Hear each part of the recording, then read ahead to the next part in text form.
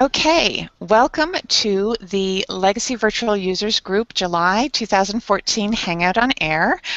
We have a couple of people in the room, and I am hoping that there are some of you out there who are viewing it. You should be getting the live link, and that will help you find it if you're having any troubles. And I believe Shannon's going to do that for me. So today we have Shannon Thomas, Monique Riley, and Jim, I don't think I have your last name, in the room with us. And I believe that we are all legacy users. And so once I go through my portion of the presentation, which is talking a little bit about how to do something in legacy, then we're going to open it up and ask if any of the people in the room with us today do something different. If you have a comment or a suggestion while we're going through the presentation and you're viewing, be sure to put it in the community event so that either Shannon or I can take a look at it and we'll go from there. So with that, I'm going to see if the screen share works. And hopefully that does the trick. Okay, so now we're going to get started. All right, and I'm hearing someone in the background, so if the rest of you could mute your mics while the presentation is going on so we don't have any background noise, that would be great. Thanks. All right. Hopefully by next month we're going to have a tech person too, so that it's not all down to one. But as I mentioned, our Hangout is going to be on two topics today. The e-learning discussion, a little bit about that, as well as how do we do something, and then it's fill in the blank in legacy. And although I put the title in there with them that way, we are flipping it around. So first up, we're going to discuss how we do a few things in Legacy.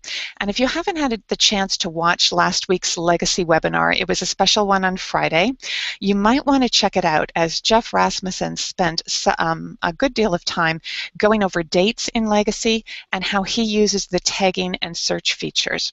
And as a reminder, we have archived our Legacy Virtual Users Group's Hangouts and our Tuesdays tips, and a number of these focus on tagging as well as the search capability.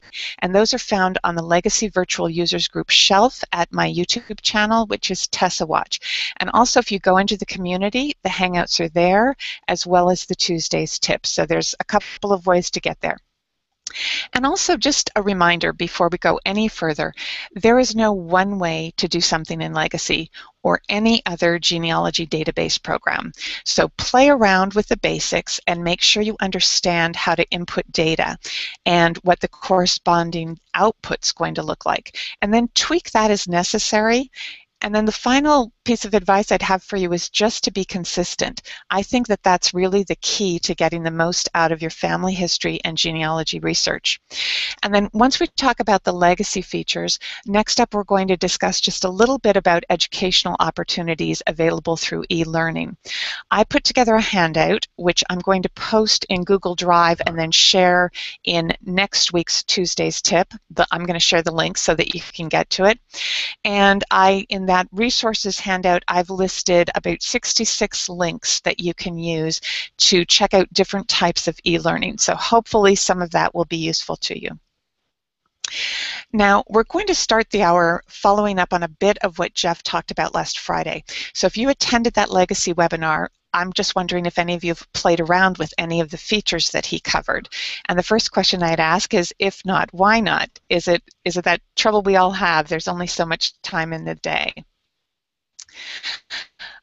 So what I wanted to do was take a look at a person in my database that I played with. This is someone who is very distantly, if at all, related, but just comes in through the fan approach. So this time we're going to look at Ulrich Levesque, I think, and family. And first off, you can see how I have customized Legacy, and I'm using right now Legacy version 8 to show you this. But I have played around with the colors and the fonts and how many tags. I show all 9 tags, and just that kind of information. What I have in the individual's list of things that I'm interested in, and I've even customized my toolbar. So I would definitely encourage you to take a look at all of the ways that you can customize Legacy and do it, because I think that makes it easier to work with in the long run for you if you spend that time at the beginning. And don't limit yourself to the defaults, and whether those defaults are, Legacy has given them to you to start with, but none of them are in stone, so definitely play with it. Make sure you understand what you're changing and check out what your changes look like to see if you like them before you save everything. And always remember, when in doubt, there is a help button that is usually found in the lower right-hand corner of any Legacy window that you go to. So check that out, and there's also that question mark and the help section there, and you can get to it and read more about it. And as you can see, in this instance, I've customized the age so that it will presume a person is dead at a certain point. And you might want to change that. There's defaults in Legacy, but you might change it. Maybe your people are long-lived, maybe they're short-lived. But go ahead and change that, because that will have an effect on how your data shows up.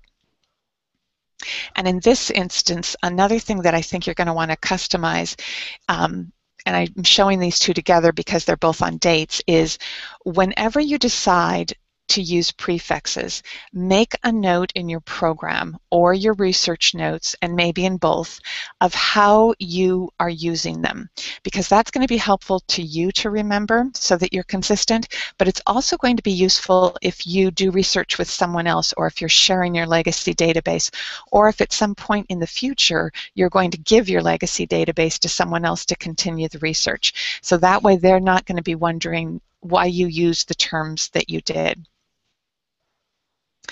Now, the result of me saying in that item that I showed you 2 screens back, when I would determine that a person should be listed as no longer living, is because in this instance here, you can see that although I don't have any information on when this individual died, it will show up as no longer living. And it's done that because the birth date is in about 1888. And so its Legacy has gone ahead and done the math for me and determined that the best probability is that that person is no longer living. So playing with your defaults like that, and also playing with your customization, will help you really narrow things down sometimes and focus when you need to. Now in this screen, you can see how I choose to input both dates and places. And I would say that I use the gold standard, which is the day, the month using a 3-letter abbreviation, and the full year. And this is important because this is the system that's used by Europeans. If you're sharing your data with any other family members, if you're looking up records, it'll just help you be very clear on what you're doing, and you're not going to fall into that trap of mixing up days and months, or thinking that you're using a year that's in the 1900s and it's really in the 1800s. Just be very clear on that from the get-go, and there will be no questions in the future, no matter whether it's you or someone else using your data. The other thing I do is I use the town or the city, the county, the state, and the country. And I put the country in all caps, and I use USA rather than the United States. I know that was a switch out that was done maybe last year by FamilySearch and some other people, but my thought is always United States of what? We assume that everybody understands what the United States is. I do a lot of my research, and a lot of my people come from other countries. So for me, it's just cleaner to use USA. It's also cleaner to use their countries in all caps, so that there's no question what country I'm talking about. I use the Chapman codes for places, and those are just 3- and 2-letter codes for things that are used kind of internationally. So I'd take a look at that. I believe that's also referenced in a FamilySearch wiki, as well as a Wikipedia. I also use the date of the census enumeration when it began by law so that I can bring up all my census information together, say on the 1940 census or the 1930 census. I know other people use the date that's on that particular sheet, but I have that in my data, so it doesn't cause a problem for me. And I guess what I'm pointing out here is that there are some things that are best practice and there's some things that are personal preference. So go ahead and make those decisions yourself and then be consistent. Now this screen is something that was discussed during the well, my screen isn't, but they were discussing in general the World War II military registration. And so that was something I was going to focus on today, just to show you a couple different ways of looking at it or some additional information. This screen is the World War I military registration, and that's an event or fact that I have. And as you can see, I have crafted my censuses. I've done that sentence override, I guess, or I've changed the event definition. That's what I've done. Because I like to use the person's given name rather than their full name or the he or she approach. It's a personal preference, but I've found that when I'm putting together my chronologies or my reports, it just reads better with less going in and making edits after the fact. I like the way that it looks. And this is the assigned sources window that goes with that event or fact. So I would just encourage you to take a look at how your information is entered and do what works for you, but again, be consistent. I tend to have all of and that source list name that's shown there is not what's going to show up in your citation or in your reports, but it's the way that you can easily find your sources. And so I list mine by type. So I might have census or vital statistics or cemetery, and I group all of those sources together so I can easily find them, and then I break them down by the place and the year. And this is the entry for World War II, or what was referred to, this particular registration was called the Old Man's Draft because it was the 4th draft registration and it took place in 1942. And this is the type of record that Jeff worked with last week, and we'll have a little bit more on that later. But as you can see, I've put in for the event or fact that it's military registration. The description is World War II. I use the date that the registration was taken nationwide, and you can see that my place is the full, completely spelled out place. I also have, and you will have in your location, a short form, and you can use that in your reports just when you set up your options in reports. But when I'm filling the information in at the outset, it all goes in. And then a lot of times, depending on what you're doing, in this instance, it's the World War II registration, but it could also be the find a grave or anything else. A lot of times you can just copy and paste the information that you want to use. And then I like to do this in these types of entries because I'm going to be crafting my story about the person or my report a little differently, but I have all the information here. And as you can see by looking down under this section, and I'll show it right here, it shows my sentence. I have him by his first name, registered with the local draft board, and so I have edited my census definition for World War II, on that date, at that place, and then there's the footnote, and then all of the information follows.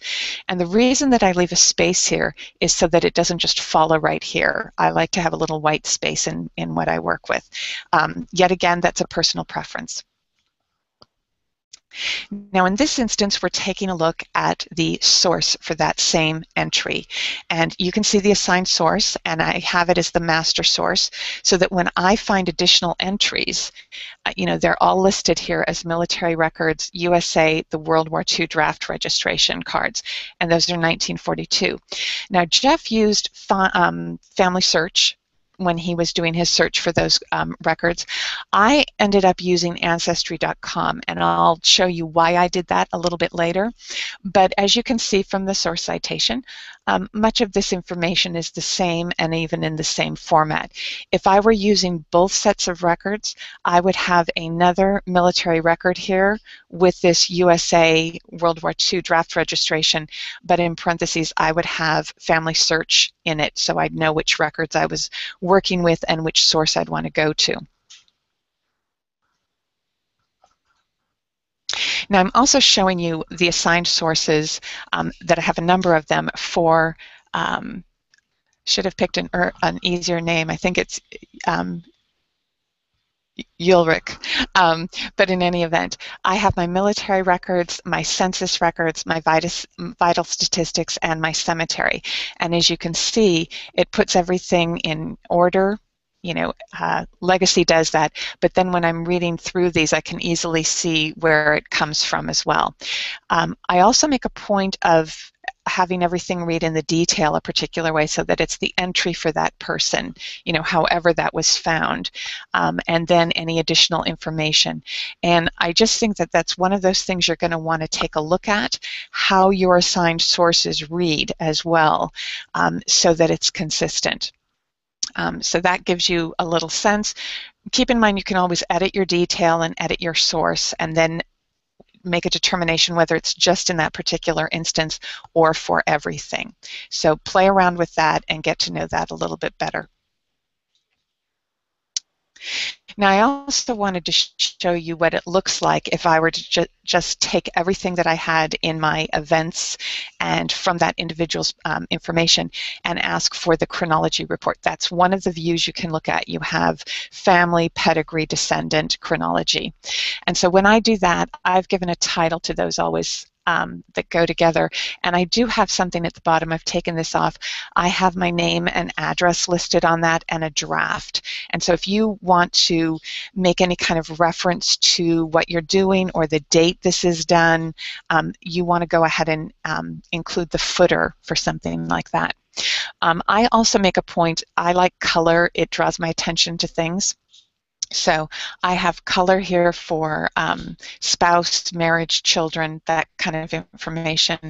I do like to use this item to the left that gives the age at a particular event, probably because I am not very good in math, or I need a little help, so it's just easier than doing that calculation yourself. We have the date down there and we have the information. And what's helpful is if you have listed something like in the census, if you've numbered the people, it makes it easier when you're reading through the information.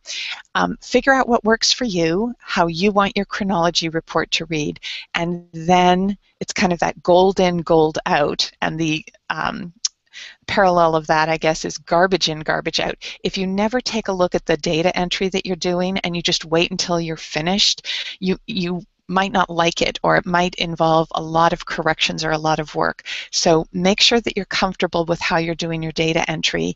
Once you've determined how you want to do it, you know, set up a system so you know what it is and then go with it. And it will usually be pretty clean, or at least easier to clean up. I've covered over the first source citation because it's a personal address of a person who gave me some information. But the remaining ones are the draft registration cards, the censuses, just in the order that they're going to be appearing, death information, the Find a Grave database. So whatever it is you're doing, and whether you use the surety levels or not, you know, just take a look at that. Once you've entered it and you've played with it, you know, make sure that it follows along. I would suggest best practices evidence explained, and in fact, Legacy's source writer does use evidence explained. It's very easy to work between the two to check your citations, so I would encourage you to do that. Now, in this instance, the topic of discussion was the World War II draft registration cards. And they, as I mentioned, they can be found both at Ancestry and at FamilySearch. Jeff showed you FamilySearch, so I thought I would show you how Ancestry works. And I think the first thing you need to do if you're going to be working in record sets. And that's something I like to do, as opposed to, if I'm trying to find a whole bunch of things like in Find a Grave or draft registration cards, I'd rather work with that record set than go through individuals and try to figure out, who I should be looking up. But that's another personal preference. If it works easier for you to work with a family group and get all kinds of information, that's your preference. The first thing I would suggest is that you always use the advanced search. It just gives you more items to fill in if you want. It also is pretty easy to work with and go back and forth and edit your search, and that's going to come in handy. The other thing I'd tell you to do is know what's out there, know what these settings are. You might want to restrict it, you might want to leave it as a default, you might not want to fill anything in. The other thing I do is take a look at the source information. You're going to be crafting your source, hopefully, for your master source list before you get in there and do a lot of research. It's kind of like making that photocopy or writing down the information about the book that you're using before you start grabbing all that information. It's just one of those things to kind of be helpful. The next thing you're going to want to do, and this is what threw me when I was watching Jeff's discussion, and I'm sure that it's at FamilySearch, I just didn't see it at the time. You always want, before you do your research, you want to look and see what's in that database that you're looking at. I think that's one of the most important points. What are you looking at? What's included? What's excluded? Is it going to be updated at a certain point, and when did you look at it in comparison to the update? And are you going to need to check back later? So how do you find out what that is? Well, I just scrolled down farther from that source citation information in Ancestry, and this was the Learn More section, and I know that FamilySearch has that as well. So you can learn how they compiled their information, where they got it from, what's included. That's really important. And here, if you scroll down through that search feature, the most important thing that it tells you is that only 28 states are online right now. They have indexed and scanned the images for these 28 states from their microfilm. And some of the larger states have an asterisk beside them, and that's because they're not complete yet. So California and New York, you might not find your person, but that might be because they haven't gotten to that portion yet. So you're going to need to either give yourself a to-do list or some way to check back on that. Now, 8 states, their records were destroyed before they were microfilmed. So there's never going to be, as far as I'm aware from reading through this, there isn't going to be a draft registration card for people who registered in those 8 states. And you'll notice that those states, I believe they're all in the South. So those are listed there. So if you weren't aware of that and all of your people were from Alabama, you could be searching through this database forever and you're never going to find them in this database. There might be another way of finding out about service or registration, but it's not here. And so you will have wasted your time. So always make a point to read through what's included and what's excluded. It's going to make your life easier, and I'll show you how that worked for me. All right, this was the search this is a variation of the search that Jeff did, and this is how I would perform my detailed search. It includes, males. The birth date was 1876. Birth date is after 1876, and the birth date is before 1898. I tend to give my people a little wiggle room, although I realize that it was 1877 and 1898, I think, or 1897. My people sometimes lie about their age, or they're wrong about what year they were born and what they've put on a document. So if you want to make sure that you catch them, you might want to give yourself a little bit more room. And then the final item here was the death date was after the date of the nationwide registration, and that was April 27th, 1942. And I always have that listed, that clear search before your search takes place, so that you're not combining it with a previous search. And when I do that, my search list contains 231 individuals. And the first thing that I went ahead and did was, and that answered that criteria or those parameters that we had in our search. I'd go ahead and use advanced tagging like Jeff did to tag those individuals. And I think that perhaps Jeff works directly in Legacy then. He tags them, but he kind of goes through the list one at a time, and he uses that tagging feature.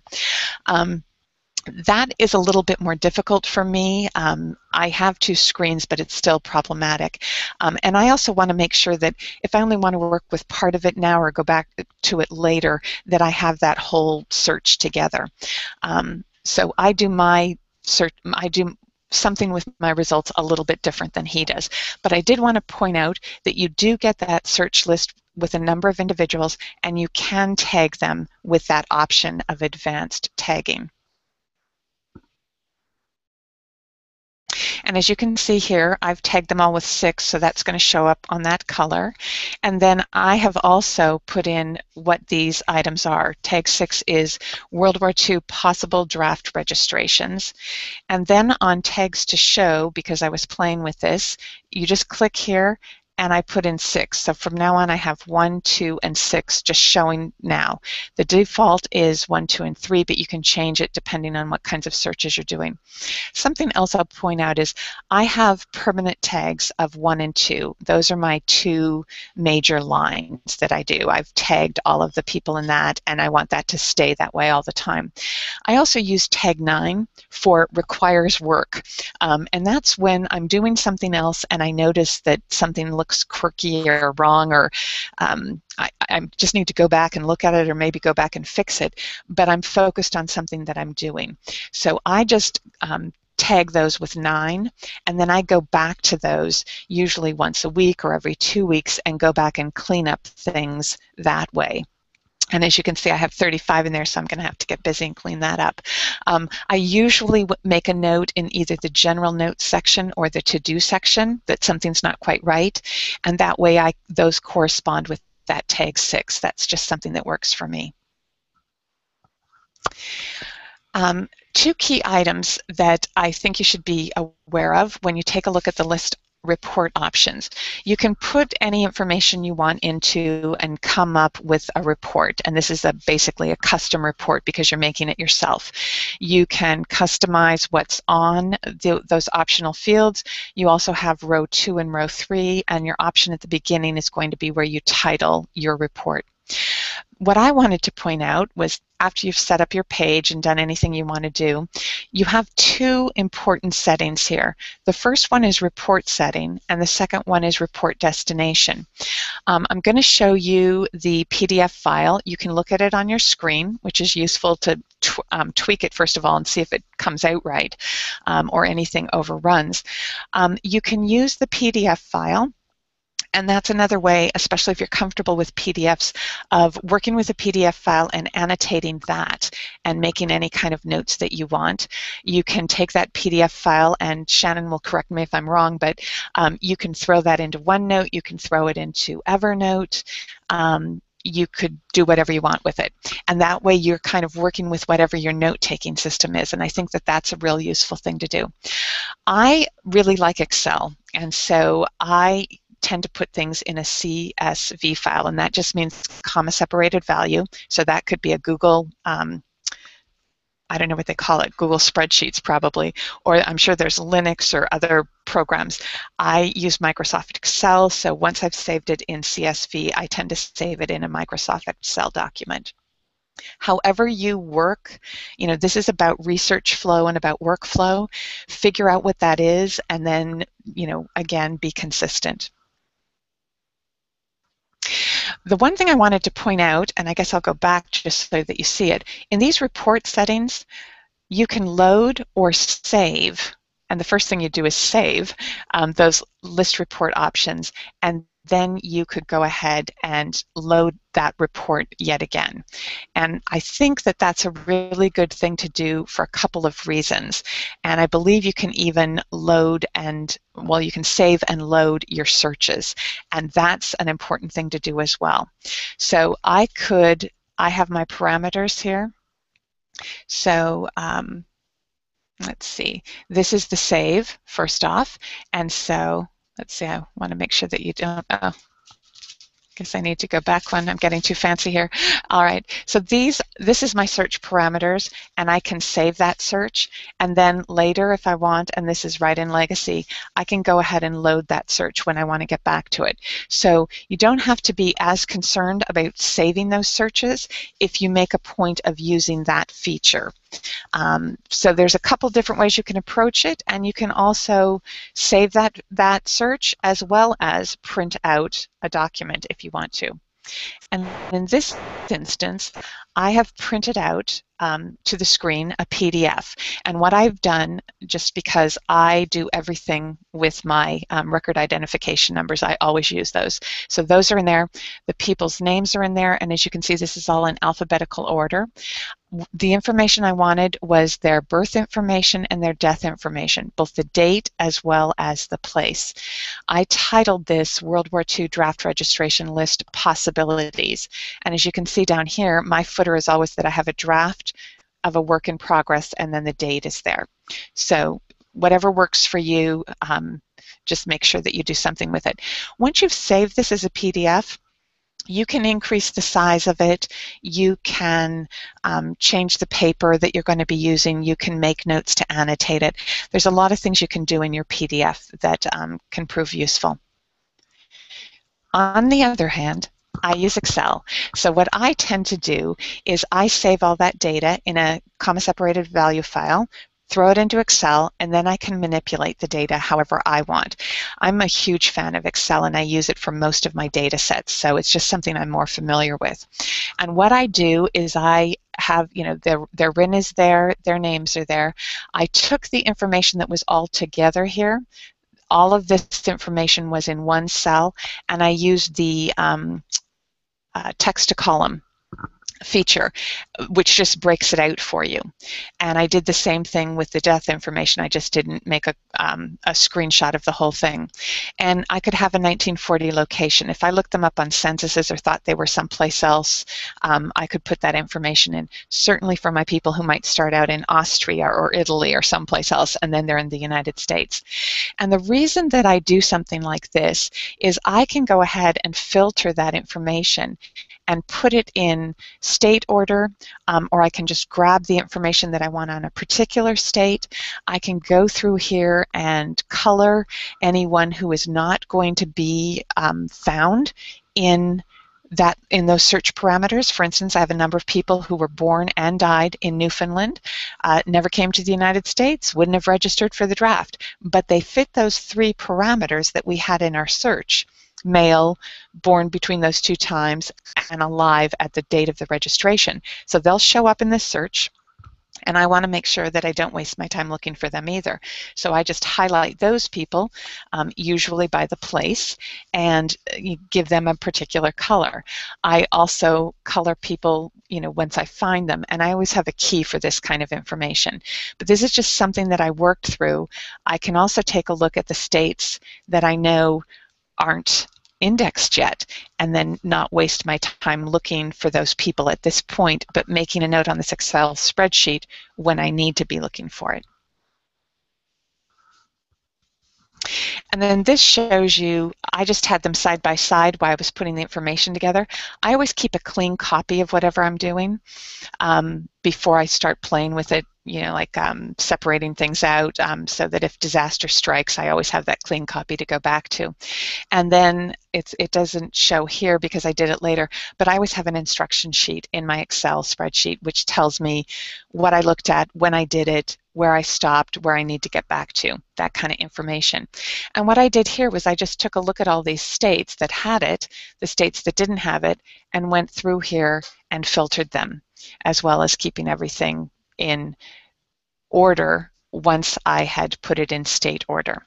And so however it is that you use either a PDF or an Excel spreadsheet or something else, I find this easier than working directly in Legacy. And I think part of the reason for that is I'm going to be working in Ancestry or FamilySearch, and I want to go back and forth a lot to look for things. And I find that Legacy, when you have windows open, you have to close out your windows before you can go someplace else. So for my purposes, it's easier to work in this other document and then put everything in Legacy once I've found, and in this instance, I've found 37 people will actually have a World War II draft registration card. I can grab that information and do something with it, put it in Evernote or bookmark it or put it in a shoebox in Ancestry if that's what I'm using, and then do all of that data entry at one time in Legacy. And that just makes it cleaner for me. Now this shows you a result that I got for one of the people. And of course his name is not spelled Glesson. Well, actually, I think it is spelled that. They bring it up this way. I guess the point I'm making here is don't be wedded to the spelling. We all know that. But when I put in Gleason, go ahead and play with those sliders. They work much better now than they did at the beginning. Move them around if you're coming up with no results here, and that's another reason why you want to use advanced search. Because you can move the sliders around. You can also edit your search, and it's just much cleaner. And I went through and used this record set with an advanced search and put in every, worked by state, in state order first. So I edited my search, and I'll show you by each of those states, and was able to go through every person in that state in pretty quick order. So play with the sliders, be willing to use wildcards, especially if you have odd nicknames. Don't be wedded to the surname spelling, because oftentimes, whether it's the whether it's the person who wrote it or the person who indexed it or whatever, they're not going to be quite right, and people spelled their names a variety of ways. The other thing is to go ahead and use the given date and birth date. You might have someone who is difficult to find, and if you're just using their first name and the information you have on when they were born and where they were born, a lot of times you can find them pretty easily. Certainly if you're going to be in King County, Washington, you're bringing up those people that you want to find. And it's easier, especially if their name has been spelled horribly wrong. So we have to be detectives a little bit and figure out different ways of doing things.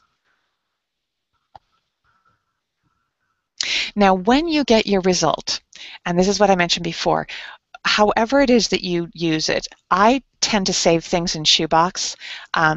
In Ancestry Shoebox, I just like that system, and then I throw it into either, you can throw it into Evernote, you can throw it into OneNote.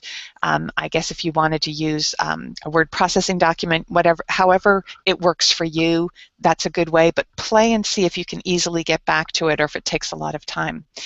You are going to want to do something with this document, and I'm not the person who's going to look up each document individually and then go back and start over. I'm going to kind of process them all together and then work on a set of documents.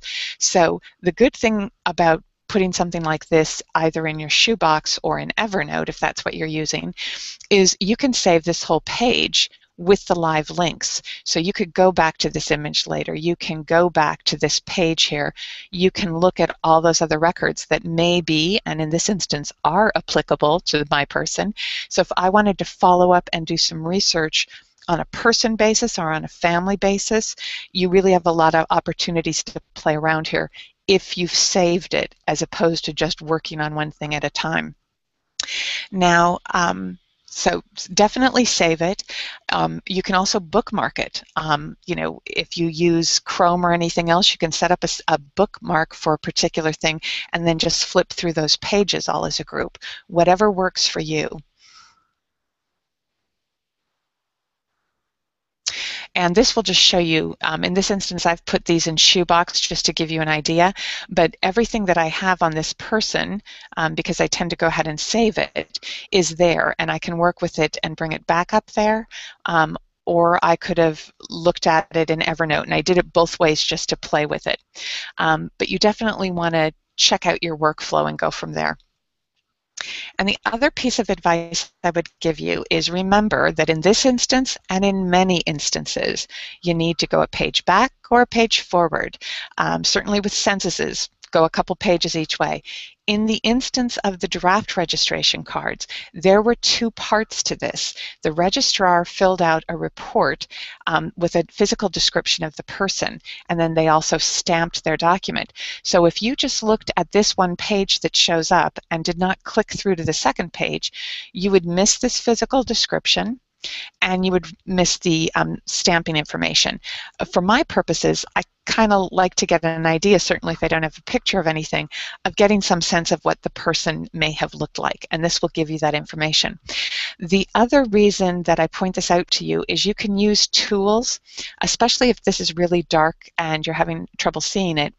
You can use the tools and inverse, and that's what this item is.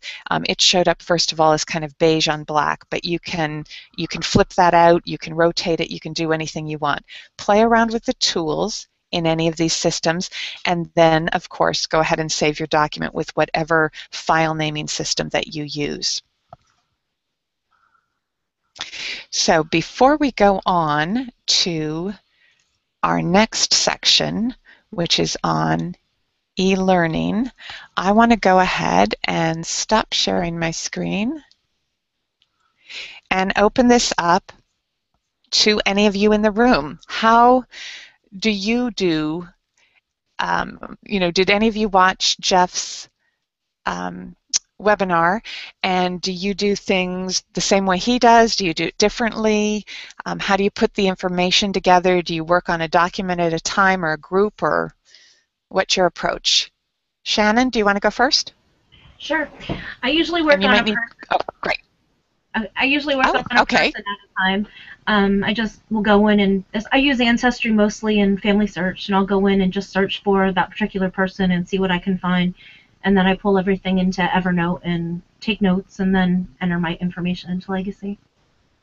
Okay, so if a new data set came out, when everybody got all excited about the 1940 census, or, somebody was mentioning that these had been updated, the World War II cards, or there's something else that comes out. Unfortunately for some of us, the Irish registration came out and then they took it down right away before we were finished. But if you were working on a person at a time, do you ever work on things that are record sets, or do you always focus on an individual? I work on record sets sometimes. I just did a search through my database for the Pennsylvania death certificates came on, so I searched for them, and I have a nice big pile here that I'm still going through. I'll do a couple, at a time. Working on it that way, but I kind of get sidetracked, and I'll see another record for the same person that I'm working on, and then it's all back to that one person, and so I guess I'm more of an all over the place researcher. Well, I guess it also helps if you can multitask. I was telling my sister the other day, I think you have to have had children to multitask. You must get it when you get your children or something, because I was saying I have to focus, otherwise, it's kind of like Wikipedia. I am all over the place and 3 hours goes by. I'm hitting every link and reading all about it. And so for my purposes, also because I do some things like one name studies or one place studies, I really focus on data sets, and I know I did that with Minnesota. Minnesota had their birth records up there that you could work with, and death records and marriage records, and it was just easier to go through sets of records than it was to go back and forth on a particular person. The thing I guess to keep in mind is that really is going to be how you work, and then the other thing is if you need to get through a record set. I know everybody was looking at the 1940 census and coming up with searches, and I did that for particular states and then saved those searches so I could go back to them. And then kind of work through them. But I noticed that if those get put away on a table or something, you wonder why you don't have as many 1940 census entries and you have to go back to it.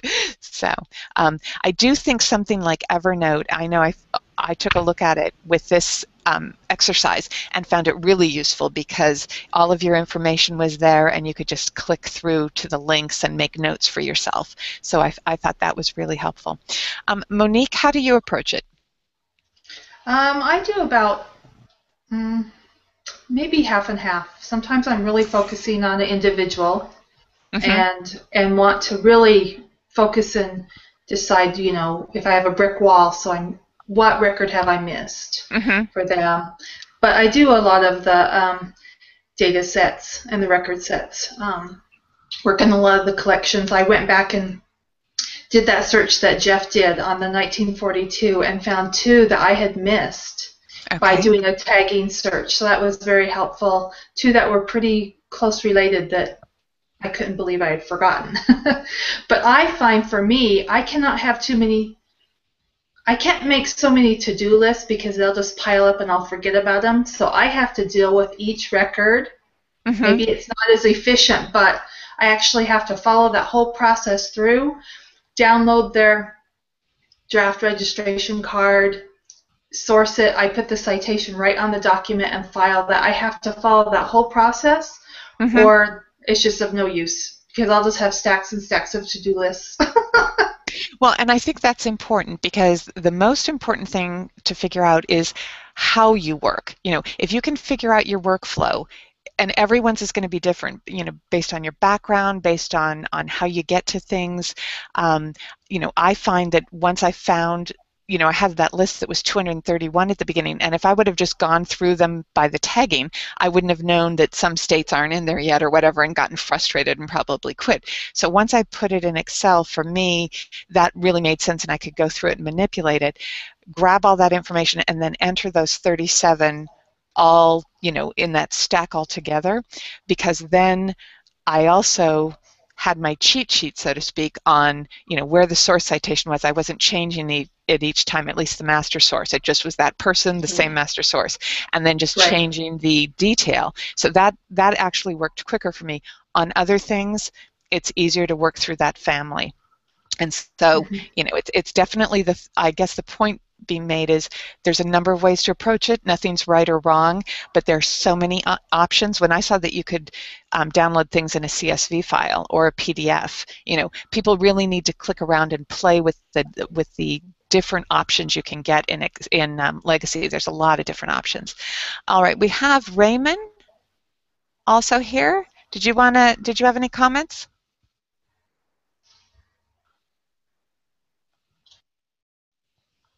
Have you unmuted yourself? Okay, I'm not getting a voice. Hopefully that's it. Okay, that's it. Oh, okay. Hello. Like most people, I have been shotgunning, trying to build a tree. You do a little bit of verification, you find out they fit, and all of a sudden you're out there with a third cousin, 12 times removed of a mother-in-law, et cetera, et cetera, et cetera, and you still haven't done the basic work. So I have been sort of retracking lately to the point where, as you said, I've been using a spreadsheet, building a timeline, and finding out, you know, who fits where. And it's a slow process. I'm one of these people that had over 5,000 people in my tree, and now I'm working backwards, and probably I don't need to know that person who's a 12th generation removed, what have you. And it's been a process. What you said before lends a lot of credence to what I'm doing now. You know, sometimes you just need justification for the extra work you're doing. And one thing I would tell you to keep in mind is, and this has worked for me, I list my directs are in tag 1 and tag 2. So even if I get search results and, you know, a number of those people who were, you know, tagged 6 because of the World War II cards, you know, I could take a look at who fit in 1 and 2, and that only might be 12 people. And so if I'm just focusing on my directs, I can approach it that way and leave myself a note that, you know, the other ones are out there and I have the search, but I'm not interested in finding their cards at this time. You can also have that focus group that you work on, you know, and it's in your database. You know, I always suggest that as opposed to these people who copy part of their database and put it someplace else, you know, and have 2 going on. I'm always amazed because I'm thinking, you know, how are you going to get back and have the information in both databases? So it really helps to focus, to use the focus groups. I think that's a good idea. Well, one of the things legacy allows us to do is to bold the direct line, Mm-hmm. and that brings you back to what am I missing here on the bold line? Mm-hmm. Those individuals that are identified as a direct ancestor. That's been important. The other thing you mentioned before about when you find someone, do you look at, the broad, or do you bring it down to that individual? I recently found my great grandfather had come through Ellis Island with his two daughters, and I started digging back, and I was aware of those situations, but I found out that they had a stillbirth way Mm. back when. And here was something that I'd never found before. Nobody had it, and I was subsequently able to contact some people and verify that, oh yeah, didn't you know that? No, I didn't. Mm-hmm. And I do think that it's important to be willing to take a look at things. The only way that I found my great-great-grandmother's death information was because I went ahead and saw her sister's information, not hers. I couldn't find her anywhere. But I found her sister's marriage, and then she had a very large family in Chicago, and I think there were 7 sons, and 3 of them became priests. And so they were all, and 2 became lawyers, so they were always in the newspaper. And it mentioned, it was one of these smaller farming communities. It always mentioned when people came to visit. So then you saw the instances where her sister, my direct relative, came to visit. And you also saw when she died, because there was a reference to the whole family gathering together and the nephews saying the mass for her or whatever. And so that's the only way I found it. She had remarried, and I'd never seen that. None of us were aware of that. After her husband had died, she'd remarried. And so we were, looking for the wrong name. We never would have found her. So a lot of times you have to think like the history detectives, I think, on television, and just kind of go around, read some of the newspaper stories and realize that you're getting that additional information, and some of it might not be related to you. And then the other thing that's always hard is knowing when to stop, because it's always the very extended relatives who have every document in the world. And my people hid from the census takers and didn't register for the draft and didn't serve in the military. I don't know what they were doing. They were scofflaws. Well, I just wish the census takers had better handwriting. It made life a lot easier for us today. Well, I was complaining about one of them, and then I noticed that he was one of my relatives. When I saw his name, I thought, oh, he's one of our Murphys, so I guess I can't complain too much. So any other suggestions? I think what we're going to do, timing-wise, what I might do is make the e-learning part of it, I think I'll make that a Tuesday's tip and just record it and put it on there on Tuesday with the handout. And that's the thing I wanted to mention. I have a 6-page handout, and I want to thank Monique publicly because she provided a handout that she uses, and I kind of took that and ran with it. And so there's about 66 links to various types of e-learning resources. And so hopefully that will help you, kind of play around and get some ideas. I'll go ahead and put together a short video that we put on for next Tuesday's tip. But I want to go ahead and stick with, and if any of you are willing to share it for the next couple of minutes, how do you do your censuses, or have you worked with this on Find a Grave or that kind of thing?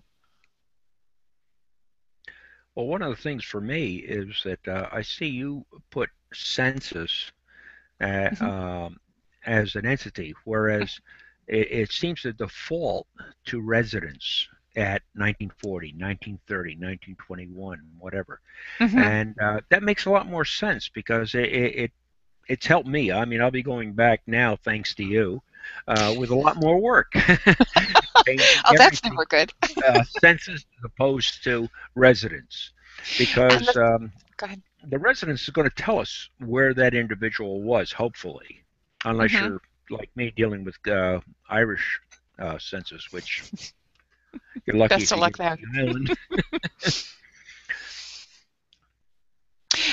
The one thing that was a light bulb moment for me was when Linda McCauley talked about how she used events and facts, and that's an archived Hangout that we have.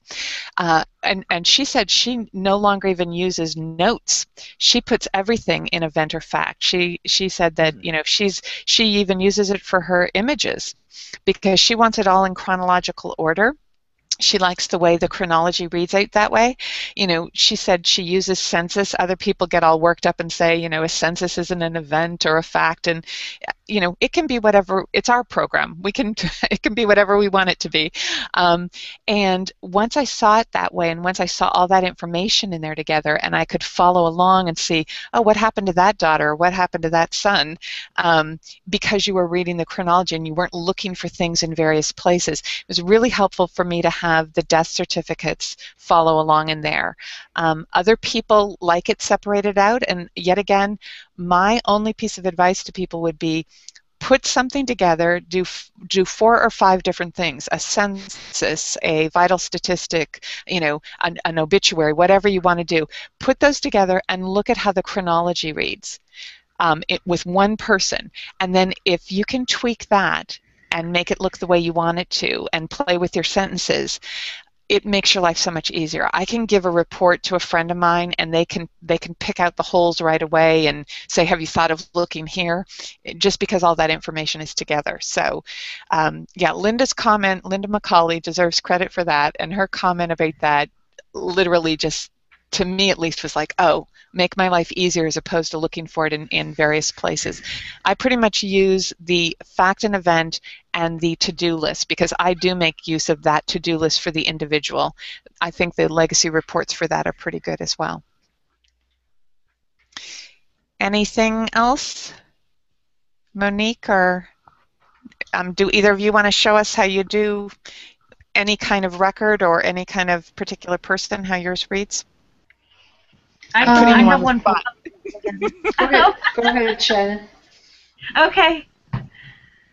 Let's see here. All right, so just as a memory, it's just sharing your screen, which is that green box. And I will tell people while we're waiting that, of course, what happened today was Google made a couple more changes, which will make things interesting, but it threw me right at the beginning. two new areas for us. All right, so now we're looking at your individual information.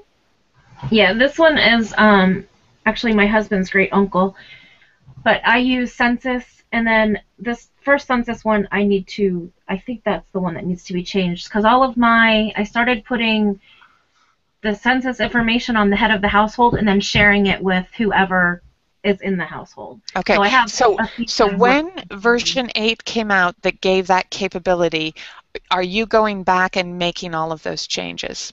As I find them, I am. I haven't actually, it wasn't a top priority right now. Sure. If I'm working on something and I see one that needs to be changed, I'll go back and change it.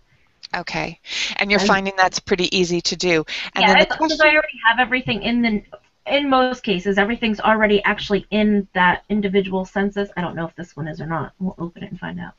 Yeah, so it's here. So I would just copy it and paste it into the head and then share it and then delete this event for this person. Okay. All right.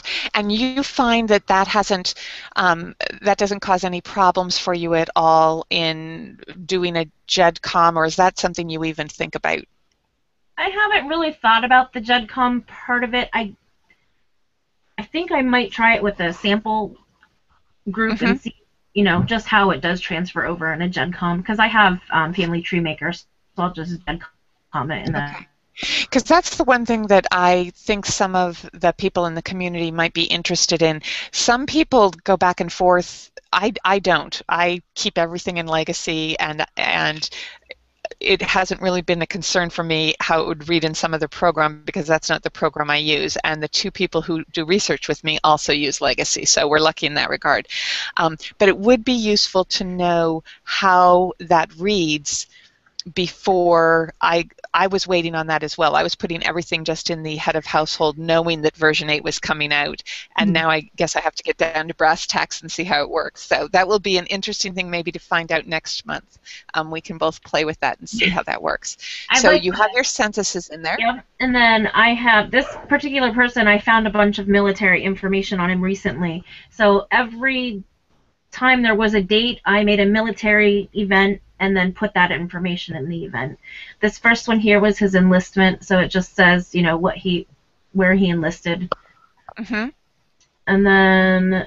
And you don't do anything with event sentences, it doesn't look like. I haven't changed them. It's okay. I've looked at it and then I get overwhelmed with it and think, no, I'm not going to go into doing that, and unless, you know, I want to do a report or something and then see how I like it and take it from there. But yeah, I haven't changed them.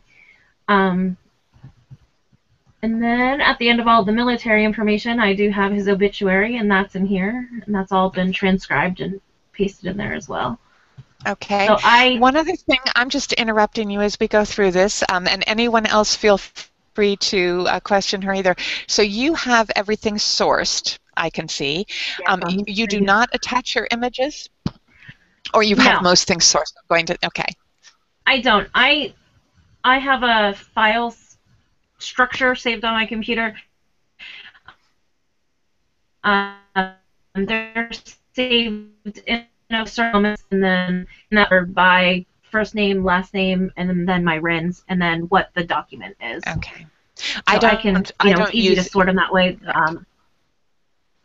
In Windows, I don't attach my media. Yeah, I don't attach my media either, and I was noticing that in the Hangout that I did with dear Myrtle and the 3 other people who were showing how they did things. Some people attach their media, other people don't. I think that's another thing that's very useful, is to keep in mind that it's our program, and even though they give us all these options, you know, Legacy and no one else is telling you have to do everything, and you really have to see how it works for you. So that's good to know. And then I'll be asking Monique in a minute whether because I believe she does attach her images. So we'll go on first and finish up here.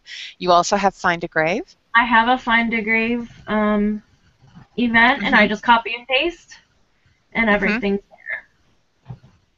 So it's easy. I do. I got rid of my notice here, but both of these were giving me the error because they were after his death date. This is a biography that was published after he had died, so they were giving me an error. And some people don't like that they show up after the death date, so they won't. It's how you like it in there. This one I don't have any photos of him in here. Normally I just add an event, a photo event, and the date. If it doesn't have a date, I don't, I usually keep my photos either at the top or the bottom, depending on the person. Okay. And that way they show up there in that chronology. Okay. Now, it looks like you use both the, the notes section and the to-do section. Oh, yes. And some of them, from when I first started, have some notes in them, and then I took them out and put them into Evernote. This one is showing the notes. I have a medical note here. His it says primary cause of death, and we don't know. It's just died of wounds. I have been putting the cause of death in. If I ever wanted to know for whatever reason, I don't have to go searching through my notes to necessarily find it. I would agree, and I would say in that regard, my nephew, for his medical school class, they needed to do their extended family, and they were looking at cause of death. It was some kind of study they were all doing, and that was the first and only time he has been interested in the database program, but he was thrilled that it could tell him all of that, and he thought, maybe I'll have to check it out. But I think the cause of death is really good, and that's a number of times where I'll even put a copy of that death certificate information, so it's there as well. All right, now we're going on to your to-dos, right? Yep, and this is my to-do list. These are very old. These are from 2012. I have a list here of ones that I need to go back through and just update the to-do list, and this is one of them that is on my... He's been the person I've been working on this week, so... Great. All right. That's real helpful to look at. If you could go back to your individual page for one moment, And it's because I see FamilySearch ID down there at the bottom. There's like a user ID, AFN, and FamilySearch ID. What does that come from? I have it linked with FamilySearch. I've uploaded some of my people to FamilySearch and shared my information with FamilySearch so that they're, not everybody is, but some of them are. Like more immediate people that I was just trying to put some feelers out there, and so that's where that comes from. And is that something you put in yourself, or does the program read that? The program puts it in. Okay. If they're linked with FamilySearch.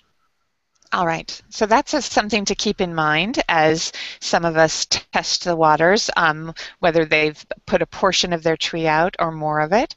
So that's really useful. Is there anything else you wanted to add before we turn it over to Monique?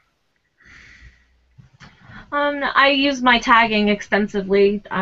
They all have different tags. I'll go back through as soon as I clear one. I'm like, oh, I could add a tag for this. So I finish cleaning up one, and then it's all over with the tagging, and so. I think it's a really good system, and I definitely, I have those 2 permanent. I have the 9 for problems, and then the other ones, it just depends on what project I'm working on, and it is a very helpful way to go through it. And I do think that people seem more worried about it than they might need to be. I just thought once I read through it and just tried a few, simple ones you can easily tag and untag. And so the only thing to stay away from is, once you've set up your tags, don't get rid of the permanent ones if that's something you wanted. Anyway, okay, that's great. I also like your colors. It's very soothing. I've seen some colors of people, and I just think, oh my goodness, I'd be awake all night. But okay, do you want to show us anything with yours, Monique? Sure.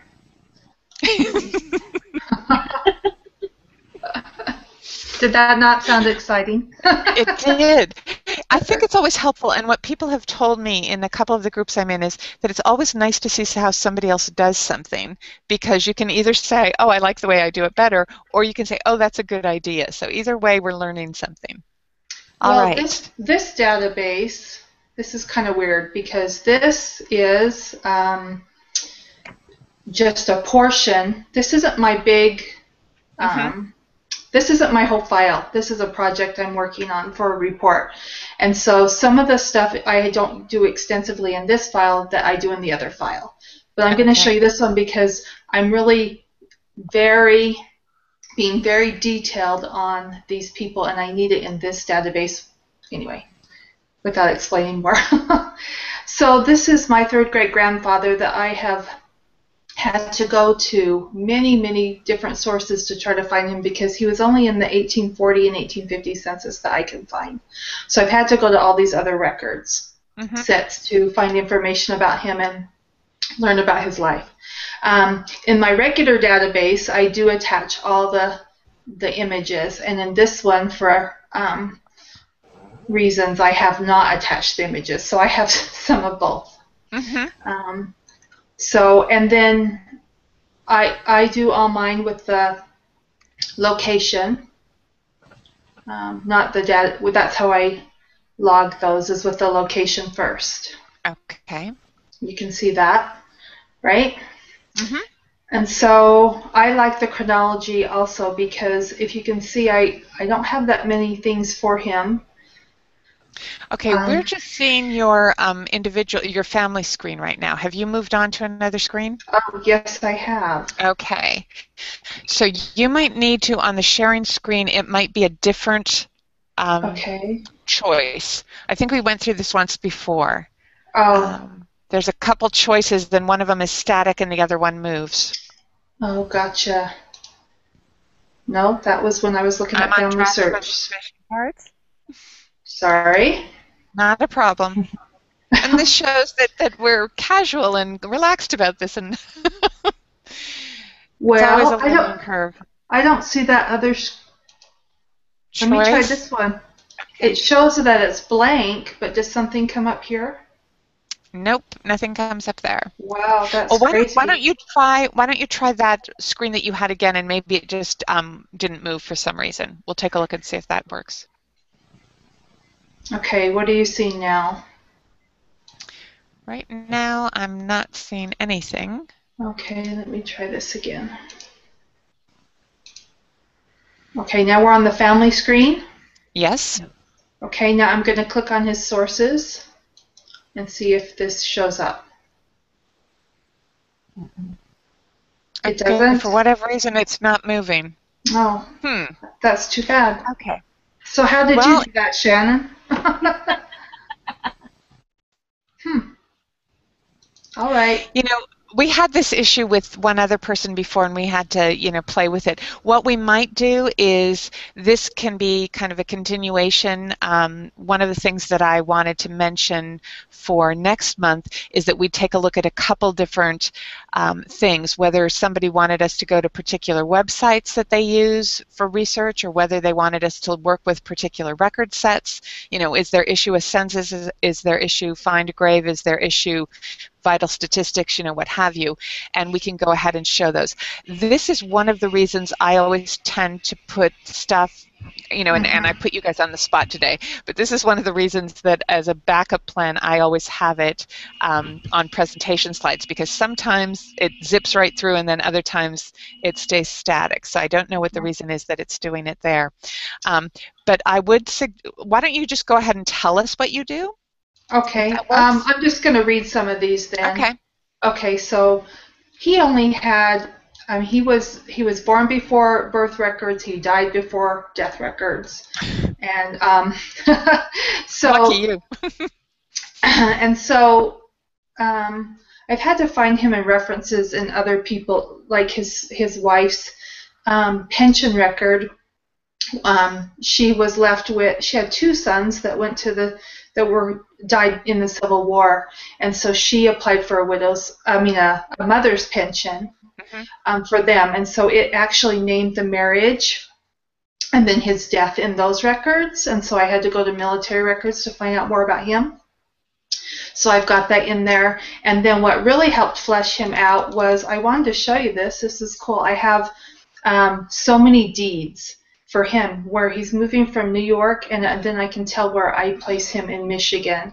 And so for my event, I will put deed-grantee, and then I'll put deed-grantor in the event field, so I can tell at a glance if he's buying or selling.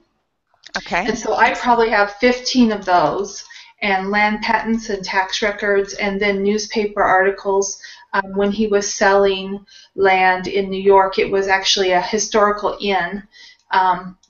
And so I have probably 30 sources now on him, whereas before I started delving into those other records, I only had like 3 sources. And so now, that's important, because I think so many times people look for a birth, marriage, or death record. What do they say? Hatch, match, dispatch. But they look for those 3 records, and they don't realize, some of the best stuff I've ever found was a probate file. You find all of the married daughters' names. He doesn't have that either.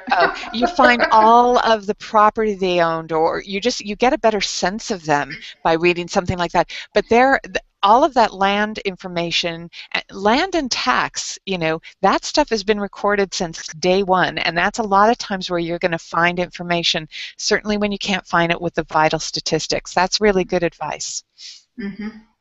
And then you can see that I haven't switched this file over to Legacy 8. Okay. I'm working on this for a project, and I did not want to move it. What else? Okay, this is interesting. So you're working in 7.5 or whatever that's considered, the previous version. And why, is it just because you're more familiar with 7.5, or are you finding that there's any little glitches, or what? You know what, this is just such an important thing that I just didn't want to take the time and move things and have them messed up. It's actually for my accreditation. Report, and so there's got to be no muff-ups here. Right. No, that makes sense. And in fact, for the first time today, I got some strange error in Legacy, and I thought, oh, thank goodness I made all these screen captures, because I don't know if I'd be able to click through. And I thought, where'd that come from? I'll worry about that later. Things are improving. I noticed Jeff even made a couple comments like, that's a good suggestion, that somebody had. But it is taking me a little There is bit one thing. more getting used to than 7.5 was a breeze for me. And this one's just has a few more glitches. Well, you know that I'm fairly new to Legacy. It's only been 2 or 3 years, so I've only dealt with 7.5. So, I'm trying to do so much on this report that I just didn't have room in my brain for another learning curve. But there is something that got lost in 8 that I loved, and it's in the family view. You can see me right now, right? On the family view? Yes. Okay, so when I hover my mouse here, I can see all this information about this child at a glance, and I can quickly move from child to child and see that. And that feature has been taken away in 7.8. And or in I 8. use it, in 8, sorry. in version 8. And so that is huge to me when I'm quickly trying to assess the family. Even when you use that grid, right. It does not, I can't see all the children at once in that grid when there's big families. And I want to be able to see all the children at once and just quickly look at that information. And that is a big, big reason why I haven't switched yet. Okay, and I will say that one of the things I was really hoping for was that analysis of the records that you were using, whether it's primary, secondary, direct, indirect, I was hoping that would print out, so that I could work with it. It's nice to have it when you do that exercise, but when you can't do anything with it, it's kind of like it needs that next step. And hopefully this was just a first step and that's coming in, but that was something for me. And then I found it so easy to customize in 7.5, and in 8, I do have to use the help section more sometimes to figure out things that I think should be very easy, certainly with colors, that I just thought, it was very intuitive to me in 7.5, and it's not as intuitive, although I've figured it out, but I have to leave myself breadcrumbs. So on that note, and if you want to go ahead and stop sharing your screen so we see your face at this point. Okay. I would go ahead and say that if any of you have any ideas or any suggestions, go ahead and either put them in the community or put them in this event so that we can take a look and kind of break it up among some of us, even to show like how we do our census or how we do. And definitely if there's a record set that you work with, maybe you work with the Swedish household examination records and you're having difficulty, or if I work with those, or if you work with Norwegian censuses or something else, if there's anything that we could take a look at something different. I think maybe we're a little bit more comfortable with the USA census records, maybe even if we're looking to Canada or something. I don't know about the rest of you, but my people are all over the place. They're in Ireland and Canada and Australia and Newfoundland. They're only about half of them are in the United States. So I have to go far afield. So it would be interesting to see if people have ideas for record sets they want to play with, or websites that they want to go to. If you want to go to the Minnesota Archives or you want to look, something else up and approach it that way, I think that would be interesting for people to see how we do it. And I'd like to throw in working in your note-taking system, like how your workflow is from step A to step Z, if that's what it takes. So if you use Evernote or OneNote or Excel or whatever, we could check each other's work out.